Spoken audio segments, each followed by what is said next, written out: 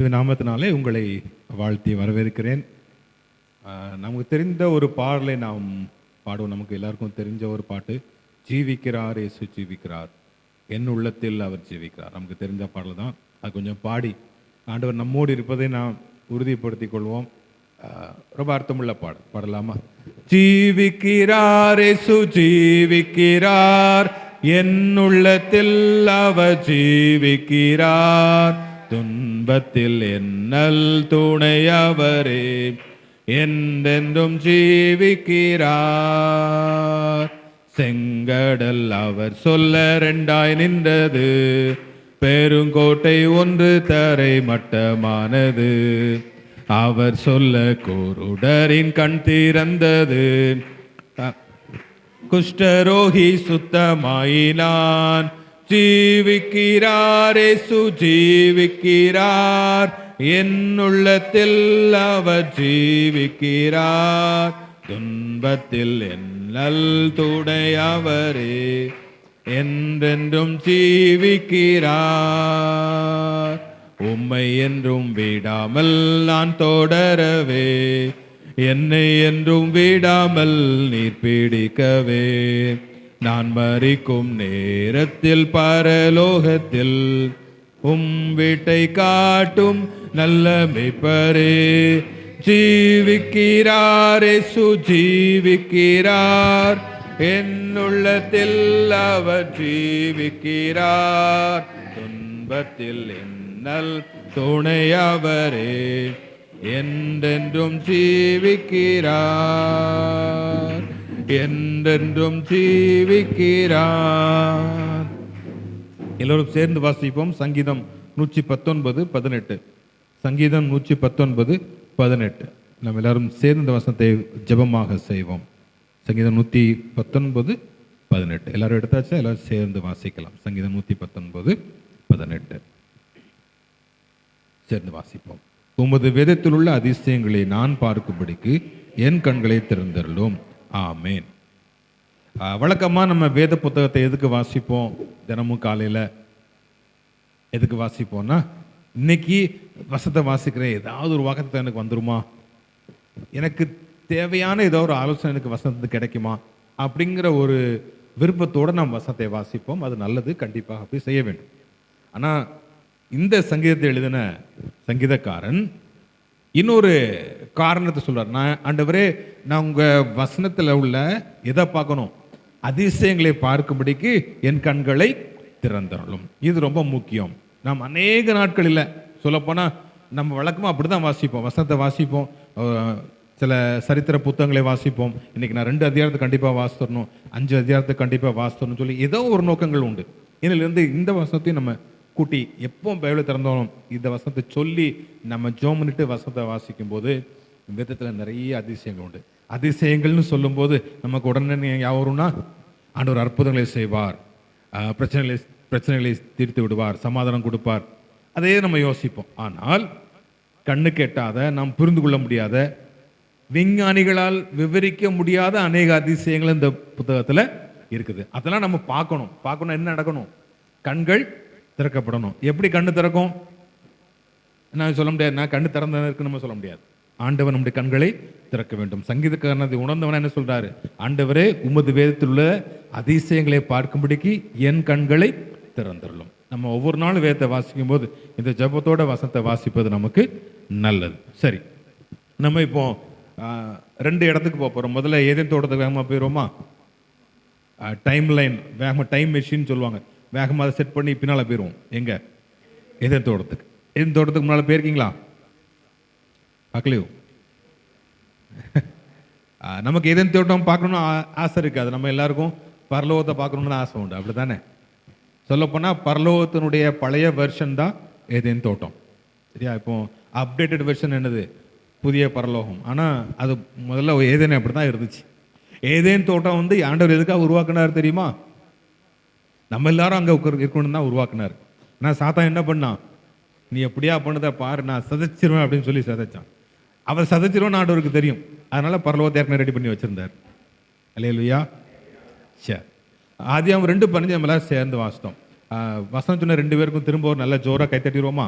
வசனம் சொன்ன 2 பிள்ளைகளுக்கு இன்னொரு ஜோரா கைத்து.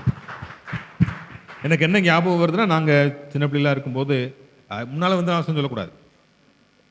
பேதுரு ஆலயத்தில் வந்து நல்ல கூட்டம் இருக்கும். இப்பொழுது பிள்ளைகள் திருவசனம் சொல்லுவார்கள் சொன்ன உடனே இருந்த இடத்துல எழுதி சொல்லணும். அப்போ போட்டி இருக்கும், யார் முதல்ல சொல்லுவா. முதல்ல சொல்லணும், தப்பு இல்லாமல் சொல்லணும். ஏதாவது தப்பு விட்டுனா எங்களுக்கு கஷ்டமாக, தப்பாக சொல்லிட்டோமே அப்படின்னு சொல்லி.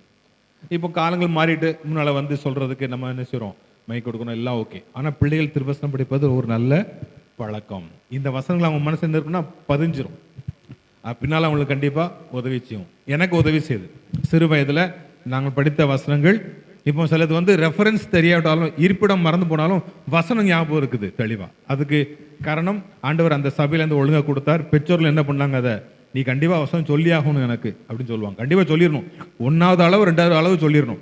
அவன் சொல்லுவான், இல்லை நீ முதல்ல எழுப்பி சொல்லணும்னு சொல்லி நாங்கள் போட்டி சொன்ன நாட்கள் உண்டு. அது இன்றைக்கு உதவி செய்கிறது. சரி, ஆதியாகமம் 2:15 தேவனாய கர்த்தர் மனுஷனை ஏதேன் தோட்டத்தில் அழைத்து கொண்டு வந்து அதை பண்படுத்தவும் காக்கவும் வைத்தார். எதை காக்கணும் வைத்தாராம்? ஏதேன் தோட்டம். நீங்க நினைக்கிற மாதிரி இல்லை, நம்மகிட்ட இருக்கிற மாதிரி 2 ஏக்கர் 3 ஏக்கர்ல உள்ள தோட்டமா இருக்க வாய்ப்பு இல்லை. பெரிய இடமா இருந்திருக்கணும் கண்டிப்பா, அப்படித்தானே? ஏன்னா ஏன் இதை சொல்றேன்னா, நான் நம்புறேன் அந்த ஏதேன் தோட்டம் தான் நம்ம எல்லாரும் இருக்கிறதுக்கு ஆண்டவர் உருவாக்குனது. அப்போ எவ்வளவு பெரிய இடமா இருக்கும். ஆண்டவருக்கு தெரியும், ஆதாமும் ஏவாளும் கண்டிப்பா அவங்களுக்கு பிள்ளை பிறக்கும், எல்லாமே தெரியும். என்னன்னு தெரியல, அது ஆண்டுடைய அனந்த ஞானம். இவ்வளவு பெரிய இடத்த ஆண்டவர் என்ன பண்றாரு, யாரை கொண்டு வைக்கிறாரு? ஆதாம். இதுல இந்த வருஷத்துக்கு இப்படி ஆதாம் மட்டும்தான் மனுஷனை ஏதேன் தோட்டத்தில் அழைத்து கொண்டு வந்து பண்படுத்தவும் காக்க வைத்தார். ஒருத்தன் தோட்டத்தை பார்க்கணும். என்ன அர்த்தம்? புல்லை வெட்டணும், தண்ணி பாய்க்கணும். ஈஸியான வேலையா கஷ்டமான வேலையா? ஒருத்தன் செஞ்சிட முடியுமா முடியாதான்னு அவர் யோசித்தாரா யோசிக்கலையா? கண்டிப்பா ஆண்டவருக்கு தெரியும், ஆதாமால கண்டிப்பா செய்ய முடியும். இதுல எத்தனை நாள் அவன் தோட்டக்காரனா இருந்தான்னு தெரியாது. கண்டிப்பா அவன் ஃபுல்லா செஞ்சிருப்பான். அவ்வளவு பெரிய பலசாலி. ஆதாம நம்ம என்ன நினைச்சிருப்போம்னா, அவன் முதல் மனிதன் நினைச்சிருப்போம். உண்மையில அவன் பெரிய பலசாலிங்க, பெரிய திறமசாலி. ஆண்டவர் கொடுத்த ஞானம். அதனால என்ன பண்ண, முதல் மனிதன் யாரா இருந்தா? தோட்டக்காரனா இருந்தார்.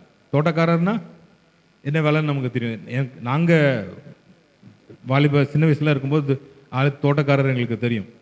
அவர் எவ்வளோ கஷ்டப்பட்டு தண்ணி பாய்ப்பார், அழைத்த அந்த மரங்களை நீட்டாக வச்சிருப்பாரு, நாங்கள் பார்த்துருக்குறோம். ஆண்டவர் நமக்கு கொடுத்த பொறுப்புகளில் ஒன்று என்னது? இந்த இயற்கையை காக்க வேண்டும். நம்ம சுற்றிலும் இருக்கிற இயற்கையை நாம் என்ன செய்யணும்? பாதுகாக்கணும். அதாவது மரங்கள் வளர்க்கணும்.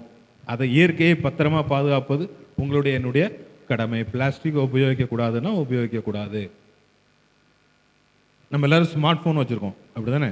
இந்த ஸ்மார்ட் ஃபோன் நம்ம ஹார்ட்டுக்கு நல்லதா நல்லது இல்லையா? ஷர்ட் பாக்கெட்டில் எது வைக்கக்கூடாதுன்னு சொல்லுவாங்க, அது ஹார்ட்டை பாதிக்கும்னு சொல்லுவாங்க. சில பேண்ட்டில் அந்த பெல்ட்டு பக்கத்தில் ஒரு இது வச்சு வைப்பாங்க, கிட்னியை பாதிக்கும்னு சொன்னாங்க. அப்போ மொபைல் எங்கே வைக்கிறதா நல்லது? சும்மா கீழே வைக்கிற ஒரு பர்ஸில் வச்சுக்கிறதா நல்லது. ஆனால் ஆண்களுக்கு அது வாய்ப்பு இல்லையே. ஆண்களுக்கு பேக்கு தூக்கிட்டு போகிற வழக்கம் கிடையாது. அந்த அளவு உள்ள சொல்லிட்டு போனால் தான் நமக்கு நல்லா இருக்கும். சரி, நம்ம பொதுவாக நம்முடைய சரீரம் பாதிக்கக்கூடிய காரியங்களை தவிர்த்துரும். அது நமக்கு தெரியும், ஆட்டோமேட்டிக்காக நமக்கு வந்துடும். ஆனால் இயற்கையை பாதுகாப்பது நமக்கு அவ்வளவா வரதில்லை. நான் ஒருத்தன் முயற்சி பண்ண எல்லாம் ஆயிருமா என்ன? நீங்கள் ஆற்றுக்கு குளிக்க போங்க, எல்லாமே வரும். நீங்கள் போடாதீங்க, குப்பைகளை போடாதீங்கனாலும் போடுவாங்க. சிலர் என்ன சொல்லுவாங்க, நான் ஒருத்தன் போடுறாட்டம் எல்லாம் சரியாயிருமா? அவன் தான் போடுறானே. இந்த நாளில் நம்ம அதை யோசிப்போம்.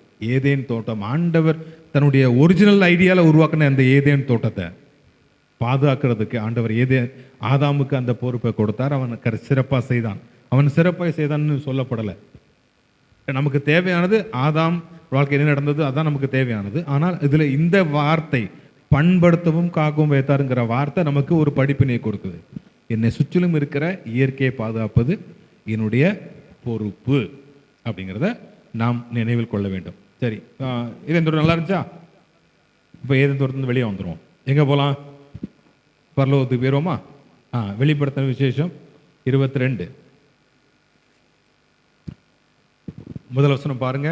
பின்பு பளிங்கை போல் தெளிவான ஜீவ தண்ணீர் உள்ள சுத்தமான நதி தேவனும் ஆட்டுக்குட்டியானவரும் இருக்கிற சிங்காசனத்திலிருந்து புறப்பட்டு வருகிறதை எனக்கு காண்பித்தான். இப்போ உங்களால் அதை கற்பனையில் பார்க்க முடியுதா?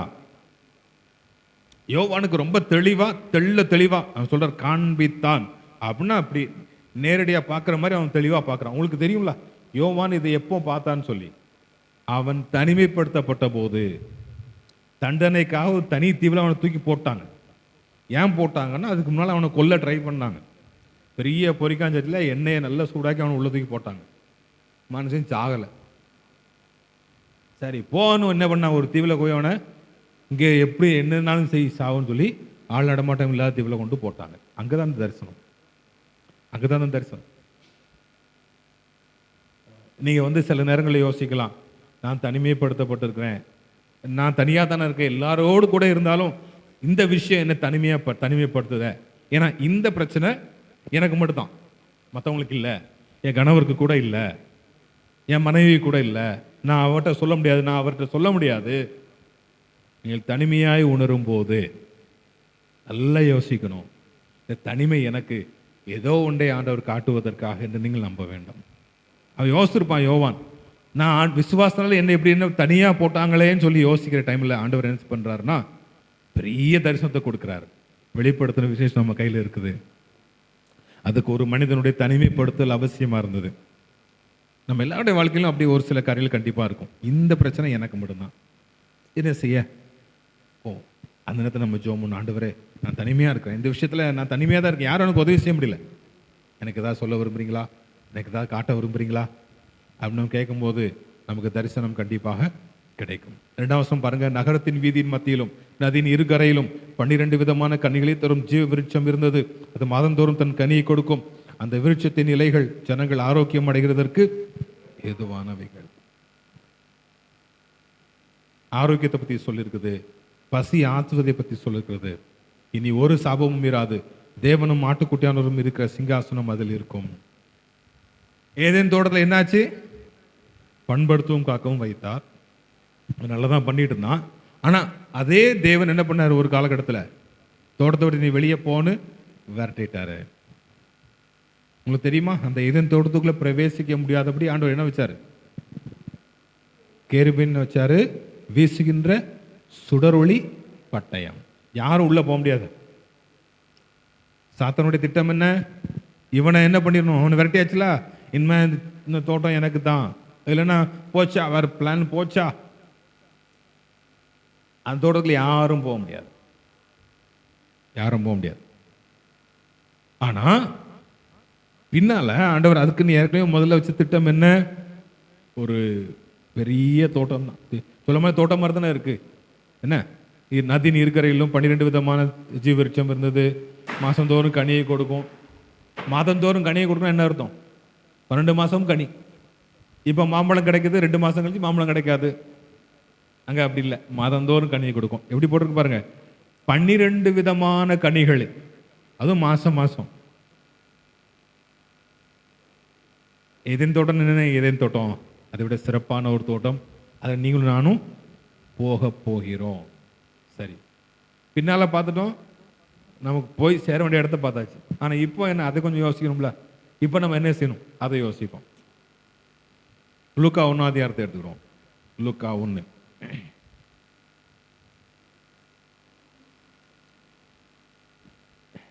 இதில் ஒரு சம்பவம் நடக்குது, உங்களுக்கு எல்லாருக்கும் தெரியும், அப்படித்தானே? என்ன நடந்துச்சு லூக்கா 1 அதிகாரத்தில்? சகரியா என்ன பண்ணுறாரு? திடீர்னு ஊமையனாயிட்டார். ஏன் ஊமையாயிட்டாரு? தரிசனம் பெற்றாரு. இதை நான் எதனால் அறிவேன், நான் கிழவனாயிருக்கிறேன், என் மனைவியும் வயது சென்றவளாயிருக்கிறாளே என்றான். அதனால அவர் என்ன பண்ணிட்டாரு? என்ன ஆயிட்டாரு? எதுக்காக? ஒரு கேள்வி கேட்டதுக்காக. கேள்வி கேட்டதுக்காக தரிசனம் என்ன? அப்பா உனக்கு ஒரு பையன் பிறப்பான், அவன் இஸ்ரவேல் சந்ததியாரில் அநேகரை அவர்கள் தேவனாகிய கர்த்தரிடத்திற்கு திருப்புவான். நம்ம பார்த்தோம்ல, முன்னால் நடந்ததை பார்த்துட்டோம். நமக்கு போற இடமும் நல்ல இடம் தான், எல்லாமே தெரியுது. ஆனா இப்போ என்ன? அதே மாதிரி இப்போ சகரியாவுக்கு சொல்றாரு, பா உனக்கு ஒரு பையன் பிறப்பான், அவன் இப்படிலாம் இருப்பான், அது நடக்க போறது. சரி, நடக்க போறது சொல்லிட்டு ஆண்டவர். ஆனா இப்போ என்ன? இப்போ என்ன? அவனுடைய கேள்வி அதுதான். இப்போ தற்காலத்தில் பிரசன்ட்ல என்னையா நீர் ஃபியூச்சரை பத்தி சொல்லிட்டு நடக்க போகுதுன்னு சொல்லிட்டு, அப்போ பிள்ளை பிறக்கணும், 10 மாசம் ஆகும், அதுக்கப்புறம் வளரணும், பெரியவனாகணும், அதெல்லாம் நடக்கும். சரி, ஒத்துக்கிறேன். ஆனா இப்போ உங்களுக்கு எனக்கும் அதான் பிரச்சனை. நம்ம ஆலயத்துக்கு வரும்போது, வசனத்தை தியானிக்கும் போது நமக்கு உற்சாகமா தான் இருக்கும், நல்லா தான் இருக்கு. ஆனா வீட்டுக்கு போன பிறகு கொஞ்சம் பழைய குருடி கதவை திரடிங்கிற மாதிரி ஆலயத்தில் உள்ள உற்சாகம் வீட்டுக்கு போன பிறகு இருக்கிறது இல்லை, அப்படிதானே? அப்படிதான். ஏன்னா எனக்கும் தெரியும், உற்சாகமா பிரசங்கித்துருவோம். அவனுடைய கிருபைனால 25 வருஷங்கள் ஊழியத்தை முடிச்சாச்சு. உற்சாகமா பிரசங்கம் பண்ணிடுவோம், எல்லாம் பண்ணிடுவோம். ஆனா வீட்டில் போய் சில நேரம் இருக்கும்போது சில நேரத்தில் நமக்கே சோர்வு வரும். ஏன்னா இப்போ என்ன, எனக்கு நம்பிக்கை இருக்கு, நாளைக்கு அது நடக்கும்னு தெரியும். ஆனா இப்போ இல்லையே. அவனுடைய கேள்வி அதுதான். அவனுடைய கேள்வி சந்தேகத்திற்கு கேள்வியாக இருந்தாலும் நியாயமான கேள்விதான். ஆண்டவரே அது எப்படி ஆகும், நான் தான் கிழவனா இருக்கேன்னு. அது என்ன அர்த்தம்? மாம்ச பிரகாரமா உலக பிரகாரமாக இன்னும் முயற்சி பண்ணினாலும் முடியாதே. ஆனா நீங்க எப்படி சொல்றீங்களே. சரி, ஆபிரகாம் பத்தி உங்களுக்கு தெரியும், அப்படித்தானே? ஆபிரகாம் கேள்வி கேட்டாரா, கேட்கலையா? கேட்கல. ஆனா யார் கேள்வி கேட்டா? சரி,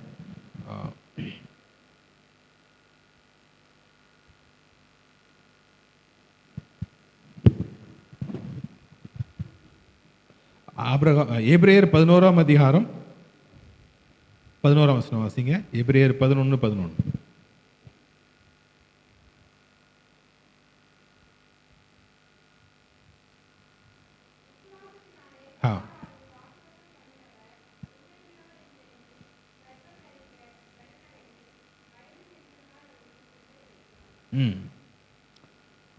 சரி, விசுவாசத்தினால இவங்க என்ன பண்றாங்கன்னா, விசுவாசத்தினால என்ன பண்றாங்க, பிள்ளை பெறுகிறார்கள்.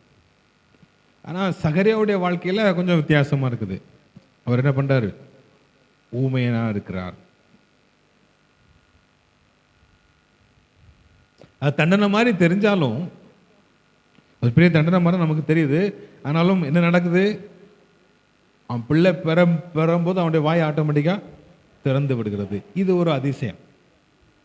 நம்ம வழக்கமாக காணவர் கல்யாணத்தை பற்றி சொல்லுவோம், விதவியின் மகனை ஆண்டவர் உயிரோடு எழுப்பினார சொல்லுவோம், ராசருவை பற்றி சொல்லுவோம். இங்கேயும் ஒரு அற்புதம் நடக்குது. ஊமையனா இருப்பேன்னு ஊமையனாயிட்டாரு, ஆனால் குழந்தை பிறக்கும் ஆட்டோமேட்டிக்காக வாயை திறந்துருது. இதுவும் ஒரு அற்புதம் தான். ஒரு தண்டனை மாதிரி தான் நமக்கு தெரியுது.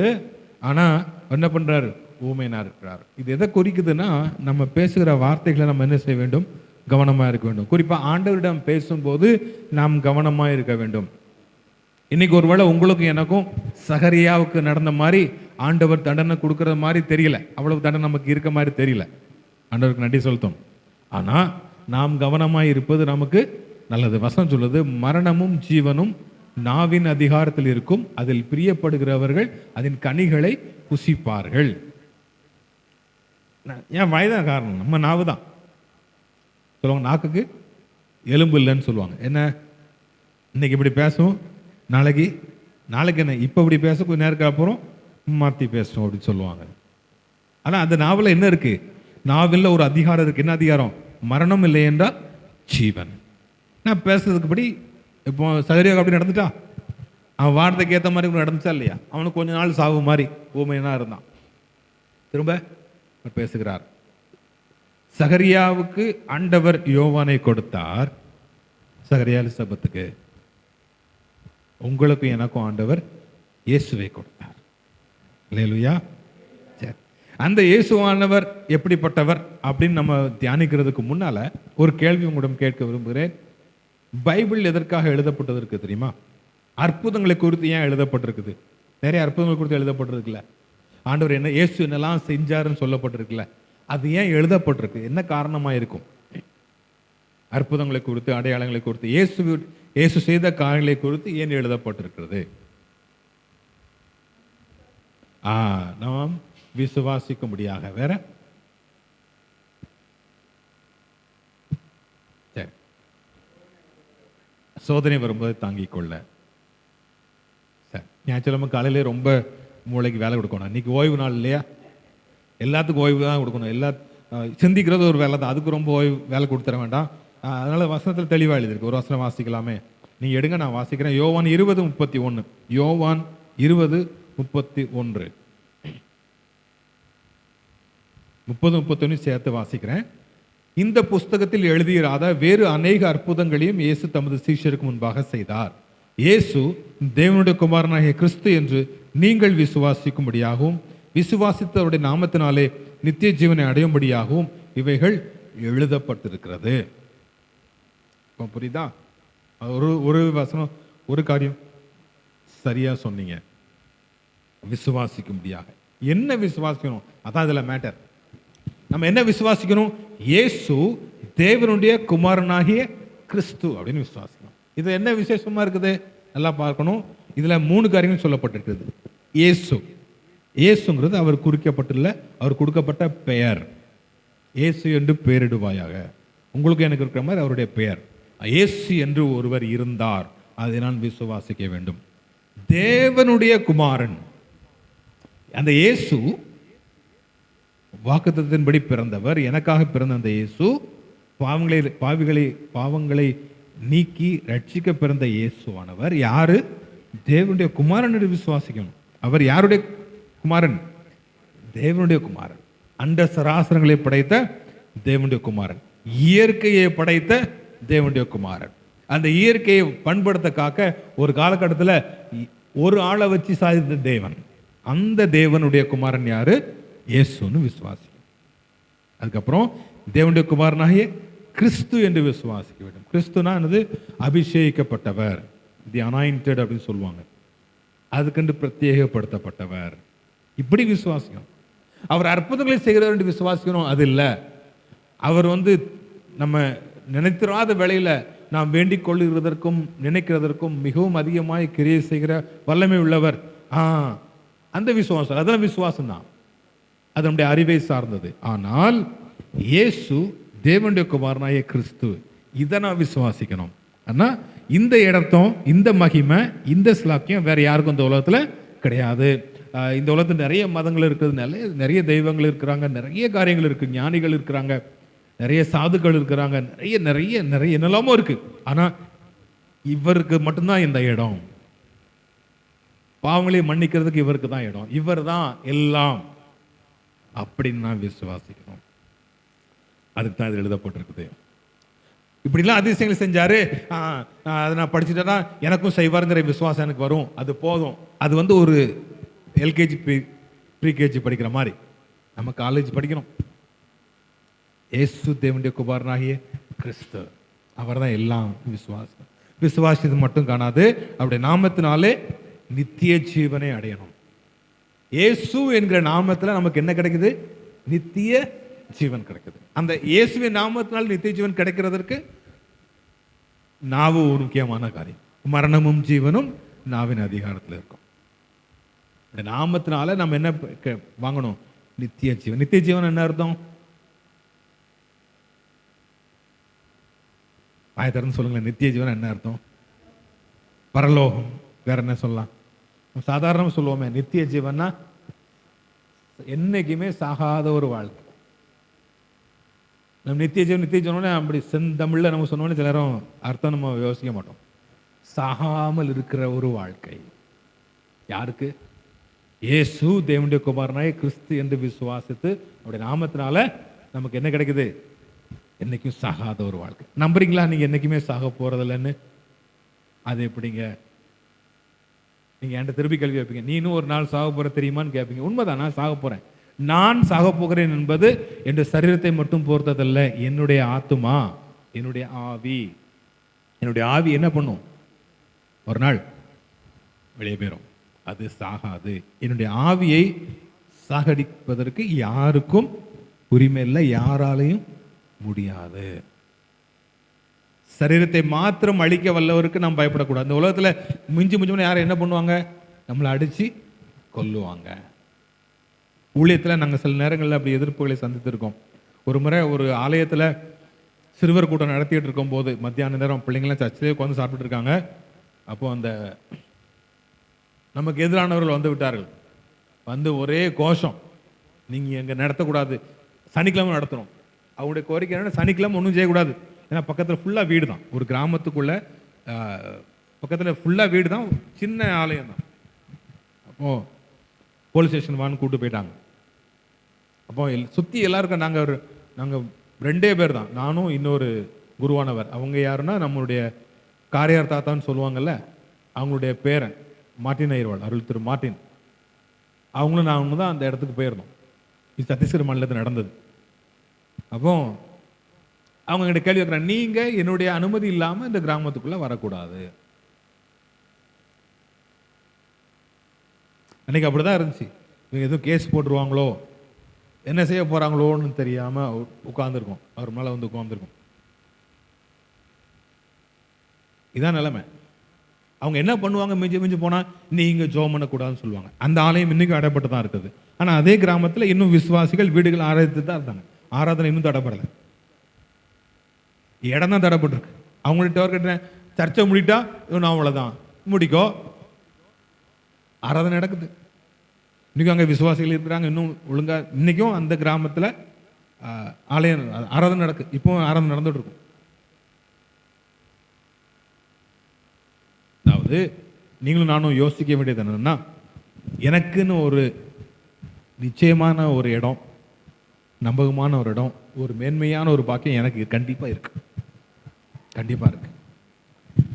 முன்னால் அப்படிதான் இருந்துச்சு, துவக்கம் அப்படிதான் இருந்தது, ஏதேன் தோட்டம் அப்படிதான் இருந்துச்சு, முடிவும் அப்படிதான் இருக்கு. நான் இடையில வந்திருக்கேன். இந்த சாண்ட்விச் சொல்லுவாங்களா, அது இடையில இருக்கிற மாதிரி நம்ம இருக்கும். எனக்கு நான் நிலைச்சிருக்கிறதுக்கு, நான் அடைய வேண்டிய இடத்துல அடைகிறதுக்கு நான் என்ன செய்யணும்? அவரை விசுவாசிக்கணும். எனக்கு நாவினால நான் என்ன செய்வேன்? நித்திய ஜீவனை நான் பெற வேண்டும். கடைசியாக ஒரு காரியத்தை நாம் தியானித்து முடிக்கலாம். யோவான் 20ஆம் அதிகாரத்தை எடுத்து வைத்துக் கொள்வோம். யோவான் எழுதின சுவிசேஷம் 20ஆம் அதிகாரம்.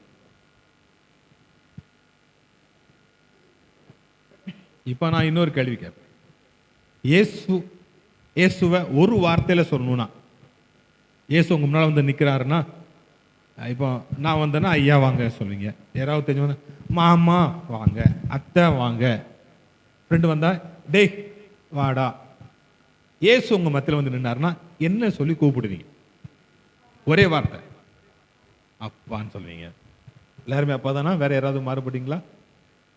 இது மாதிரி ஒரு ஜோக் ஞாபகத்துக்கு வருது. ஒரு கல்யாண வீட்டில் கல்யாணம் முடிஞ்சு முதல் ரிசப்ஷன்லாம் முடிஞ்சிட்டு கணவனும் மனைவியும் ஜோம் பண்ணுறாங்க, ஃபேமிலி ப்ரேயர்.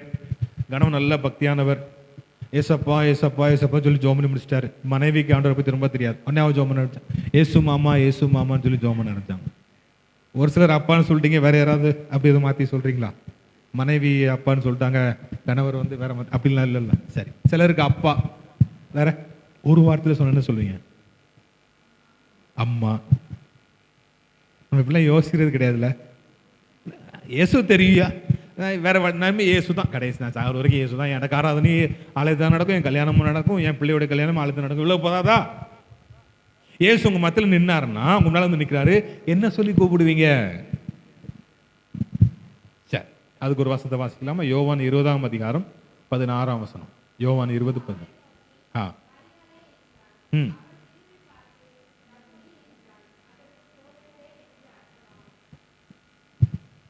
டைம் கொடுத்தேன் உங்களுக்கு, நீங்க என்ன சொல்லி இயேசுவை கூப்பிடுவீங்கன்னு சொல்லி. அப்பான்னு சொல்றது தப்பு இல்லை, கரெக்ட் தான். அவர் அப்பான்னு தான் கூப்பிடணும். ஆனா மரியாள் அவரை எப்படி கூப்பிடுறா? போதகரேன்னு சொல்லி கூப்பிடுறா. எப்போ கூப்பிடுறா? அவர் மரித்து இப்போ உயிர்த்தெழுந்து தரிசனம் பார்க்குறா, முதல்ல பார்க்குறா. எப்போ அந்த தரிசனத்தை பார்க்குறா? அதிகாலையில் இருட்டோட. எப்படி அந்த தரிசனம் கிடைக்குது மரியாளுக்கு? நீங்க அந்த பின்னால அந்த யோவான் 20ஆம் அதிகாரம் முதல் வசனத்தை வாசித்தீங்கன்னா, காலையிலே இவ போறா, கல் எடுத்து போடப்பட்டிருக்கு. போய் என்ன செய்யறா? சீஷர்கிட்ட போய் சொல்றா, ஏப்பா பாருப்பா, நான் போனேன், இப்படி இருக்கு, கல்லெல்லாம் புரட்டி இருக்கு. அவனே பேதுரும் யோவானும் ஓடி வராங்க, இவளும் வந்துட்டா. திரும்ப பேதுரும் யோவானும் வந்து பாக்குறாங்க, ஆமா இயேசு இல்லை அப்படி 2 பேரும் போயாச்சு. திரும்ப போயாச்சு. அங்கேயே நிற்கிறான், அழுதுட்டு நிற்கிறான். அவளுக்கு இயேசு காட்சி அளிக்கிறான். அப்போ அதிகாலையின் இருட்டோடே நீங்கள் ஆண்டவரை தேடும் பொழுது உங்களுக்கு தரிசனம் நிச்சயம். தரிசனம் நிச்சயம் என்ன அர்த்தம்? இயேசுவை உங்களால பார்க்க முடியும். இயேசுவை பார்க்க முடியும் என்ன அர்த்தம்? இயேசுவை சரியா அடையாளம் கண்டு கொள்ள முடியும். இப்போ மதிலான மரியாள் எப்படி சொல்றா? போதகரே என்று கரெக்டா அடையாளம் கொண்டு கொள்கிறார். அவள் மரியாள் சொன்ன உடனே அவர் யாராதான் இருக்க முடியும்? என் இயேசுவா தான் இருக்க முடியும். பெயர் சொல்லி அழைக்கிற தேவன். போதகர்னு சொல்லி அழைக்கிறார். இப்போ நம்ம பிள்ளைங்க ஸ்கூலில் படிக்கிறாங்க, அவங்க டீச்சர்ஸ் நல்லா சொல்லிக் கொடுக்குறாங்களா இல்லையான்னு சொல்லி மாதிரி செய்வோம். அம்மா என் பிள்ளையோட மேக்ஸ் டீச்சர் நல்லா சொல்லிக் கொடுக்குறாங்க, இங்கிலீஷ் நல்லா சொல்லிக் கொடுக்க மாட்டாங்க, அவன் நோட்டை பார்த்தாலே தெரியுது நம்ம சொல்லுவோம். நம்ம பிள்ளைங்க படித்து முடிச்சு காலேஜுக்கு போனதுக்கப்புறம், பிள்ளைங்க வேலைக்கு போனதுக்கப்புறம் நம்ம டீச்சரை பற்றி யோசிக்கிறதே இல்லை. ஏன் பிள்ளை தான் கல்யாணம் பண்ணிட்டு வயசுக்கு வந்துட்டாங்க. ஆனால் ஒவ்வொரு கிறிஸ்தவனும் தினமும் இயேசுவை டீச்சராக பார்க்க வேண்டியிருக்கு. பார்க்க மறந்துடுறோம். போதகர், போதிக்கிறவர், டீச்சர் மட்டும் இல்லை, போதிக்கிறவர். வசனம் இருக்குல்ல, சங்கீதம் 32:8, நான் உனக்கு போதித்து நீ நடக்க வேண்டிய வழியை உனக்கு காட்டுவேன், உண்மையில் என் கண்ணை வைத்து உனக்கு ஆலோசனை சொல்லுவேன். இந்த வசனம் என்னமோ மரியாதை உள்ளத்துல ஆழமா பதிஞ்சிருக்குன்னு நினைக்கிறேன். அதான் சொல்றா, போதகரே. இயேசு உங்களுக்கு போதகம் பண்றாரா? இயேசுடைய போதகம் உங்களுக்கு கிடைக்குதா? சர்ச்சுக்கு வரும்போது உங்களுக்கு கிடைக்கும். உங்க வீட்டில் இயேசு உங்களுக்கு போதகரா இருக்கிறாரா? அதை நம்ம கேட்டுப்போம். இன்னைக்கு கிறிஸ்தவம் எங்க நம்ம பிராக்டிஸ் பண்ணணும் தெரியுமா? வீட்டில் பிராக்டிஸ் பண்ணணும். 4 சுவத்துக்கு இடையில நம்ம ரூம்ல கிறிஸ்தவத்தை பிராக்டிஸ் பண்ணணும். மனைவி கணவன் சொல்லணும், கணவன் மனைவிட்ட சொல்லணும், பிள்ளைகள் சொல்லணும், அப்பா அம்மா இன்னைக்கு இந்த வசனம் எனக்கு என்ன செஞ்சுச்சு, பிரயோஜனமா இருந்தது. இயேசு என்னிடம் பேசினார். ஒரு கேள்வி கேட்கட்டுமா? இயேசு உங்கள்கிட்ட பேசுனதை உங்களால கேட்க முடியுதா? இயேசு உங்கள்கிட்ட பேசுறாரா? எங்கெங்க பேசுறாரு? நாங்கள் என்ன ஊழியக்காரங்களா? நாங்கள் ஏதோ ஞாயிற்றுக்கிழமை தோறும் அவரை பார்க்குறோம், அவர் எப்படி எங்கிட்ட பேசுவாருன்னு சொல்றீங்களா? இயேசு உங்களிடம் பேசுகிறாரா இல்லையா அப்படிங்கிற சந்தேகம் உங்களுக்கு இருக்குன்னு சொன்னாலே நீங்க உங்களை சுதாரிச்சு விடணும். ஆபத்து காத்திருக்கு. உதாரணம் சொல்லட்டுமா? நீங்க எங்கேயோ போய்கிட்டு இருக்கீங்க, உங்க மொபைல் பேண்ட் பாக்கெட்ல இருக்கு, பைக் ஓட்டிகிட்டே இருக்கீங்க, யாரோ ஒருத்தர் அவசரமா கால் பண்ணிட்டே இருக்காங்க, உங்களுக்கு கேட்கவே இல்லை. ரொம்ப நேரம் கழிச்சு பார்க்கீங்க, ஐயோ இத்தனை மிஸ்டு கால் கழிச்சு கேட்கும்போது, போப்பா நீ உன்கிட்ட ஃபோன் பண்ண கேட்கல, நான் இல்லை இது முடிஞ்சிச்சு அப்படின்னு சொன்னா என்ன இருப்பீங்க? ஐயோ நான் கேட்டிருக்கலாமே, கேட்காம போயிட்டேனே. அப்போ உண்மை என்ன? ஆண்டவர் உங்களோடு பேசிக்கிட்டு தான் இருக்கிறாரு. ஆனால் இயேசு தான் பேசுறாருங்கிற சில நேரத்தில் தெரியல. மரியாள் கூட சொன்னா என்ன பண்ணா, தோட்டக்காரன் செய்ய தீரா சொல்லுமையா, எங்கேயா வச்சிரு இயேசுவை, நான் கொண்டு எடுத்துக்கிட்டு வரேன். அடையாளம் காணலை. ஆனால் அந்த ஒரு வார்த்தை மரியாளைன்னு சொன்ன உடனே அடையாளம் கண்டு கொண்டாள். நீங்க ஒருவேளை ஆண்டவர் உங்க பேரை சொல்லி, உங்க பேர் என்னங்க ராஜா அப்படின்னு சொல்லி கூப்பிடல, இயேசு பேசணும்னு நினைக்காதீங்க. இப்போ ஆண்டவர் உங்கள்கிட்ட தான் பேசிட்டு இருக்காரு. ஏன் சரி, அப்போ நம்ம இன்னைக்கு என்ன கற்றுக்கொண்டு இருக்கிறோம்? என்னை சுற்றிலும் இருக்கிற இயற்கையை பாதுகாக்க வேண்டியது என்னுடைய பொறுப்பு. எனக்கு என்ன வரப்போகுதுன்னு எனக்கு தெரியும். நான் இந்த உலகத்தில் இயேசுவை எப்படி விசுவாசிக்கணும்?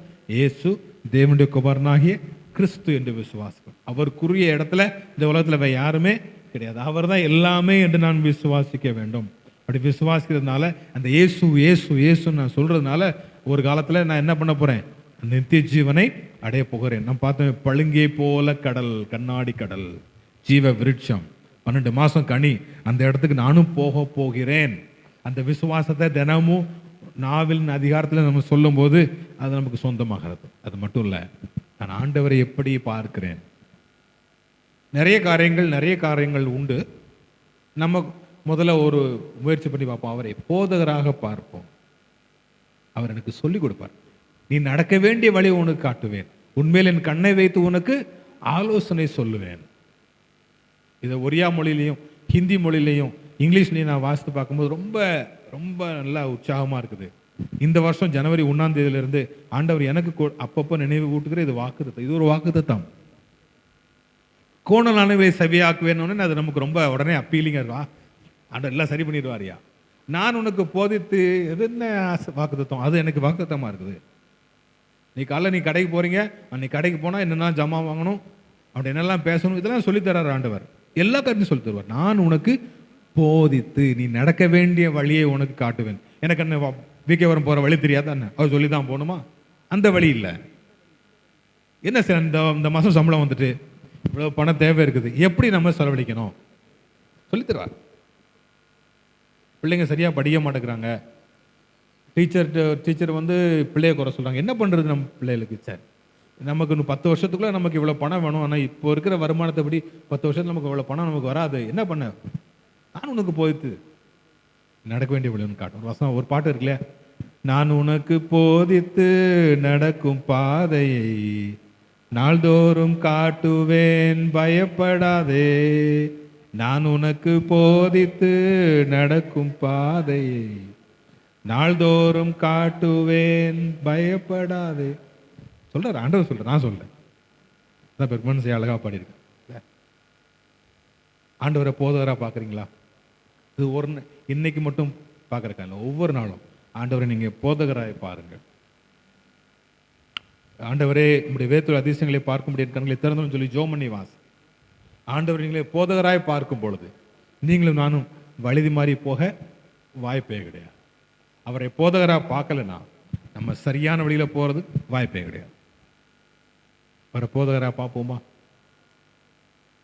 அப்பதான் நம்ம சரியா அடைய வேண்டிய வழி என்ன செய்ய முடியும். விசுவாசம் இருக்கு, நித்திய ஜீவன் இருக்கு, அறிக்கையிடுவோம். ஆனால் அவரை பார்ப்பது நான் எப்படிதான் பார்க்கணும்?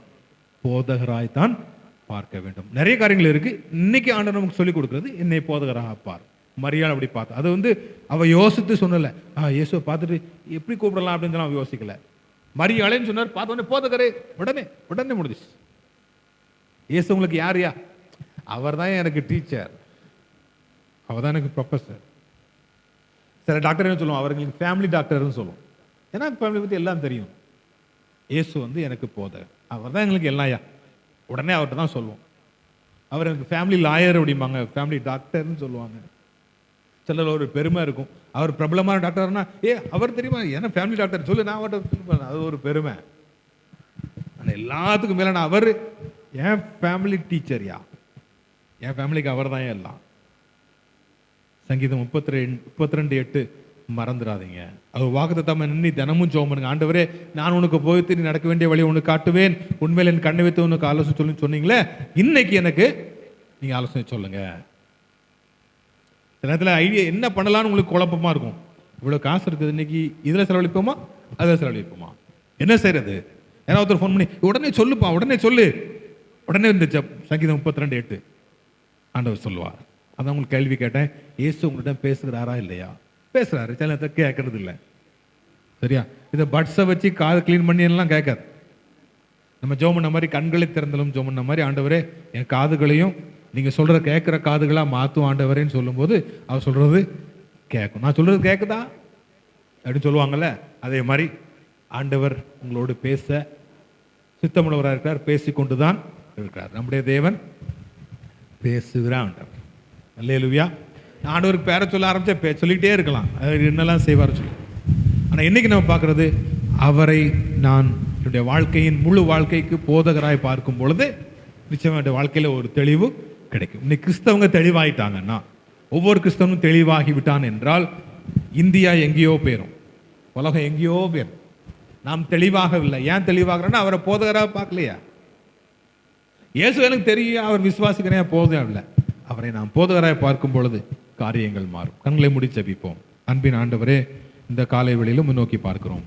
நீர் என்னோடும் என் மூலமாகவும் எங்களோடும் பேசினதற்காக நன்றி செலுத்துகிறோம்.